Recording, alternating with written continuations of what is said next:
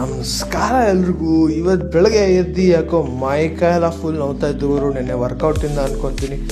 ಹಂಗೆ ಮಿರಳೆಲ್ಲ ಮುಖ ನೋಡ್ಕೊಂಡು ಹಂಗೆ ದೇವ್ರಿಗೊಂದು ನಮಸ್ಕಾರಕ್ಕೆ ಕಾಪಾಡಪ್ಪ ಗಣೇಶ ಅಂತ ಕೇಳ್ಕೊಂಡು ಹಂಗೆ ಒಂದು ಟ್ರಿಪ್ಪು ನೀಟಾಗೆ ಆರಾಮಾಗೆ ವಾಶ್ರೂಮ್ಗೆ ಹೋಗಿ ಬಂದು ಗುರು. ವಾಶ್ರೂಮ್ಗೆ ಹೋದ್ರೆ ಆರಾಮಾಗಿ ಫೀಲ್ ಆಗೋದು ಬೆಳಗ್ಗೆ.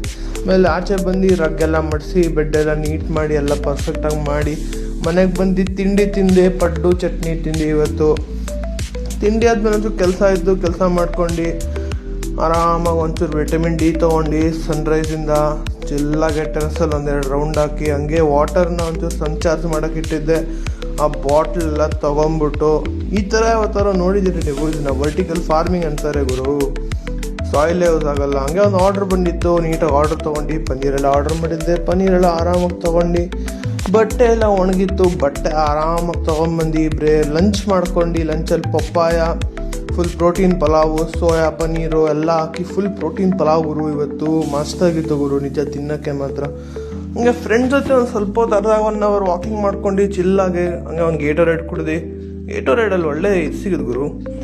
ಕಾರ್ಡಿಯೋ ಮಾಡ್ಕೊಂಡು ಕಾರ್ಡಿಯೋ ಆದಮೇಲೆ ಗುರು ಇವತ್ತು ಬ್ಯಾಕ್ ಆ್ಯಂಡ್ ಬೈಸೆಪ್ಸ್ ಇತ್ತು. ನೀಟಾಗಿ ಬ್ಯಾಕ್ ಆ್ಯಂಡ್ ಬೈಸೆಪ್ಸ್ ಎಲ್ಲ ಮುಗಿಸ್ಕೊಂಡು ಸುಸ್ತಾಗೋದು ಗುರು ವರ್ಕೌಟ್ ಆದಮೇಲೆ ಇವತ್ತು. ಹಂಗೆ ನೀಟಾಗೆ ಮನೆಗೆ ಹೋಗಿ ಗುರು. ಮನೆಗೆ ಹೋಗಿದ ತಕ್ಷಣ ಹಂಗೆ ದಬಾಕೊಂಬಿಟ್ಟೆ. ನಾಳೆ ಸಿಗೋಣ, ಬಾಯ್.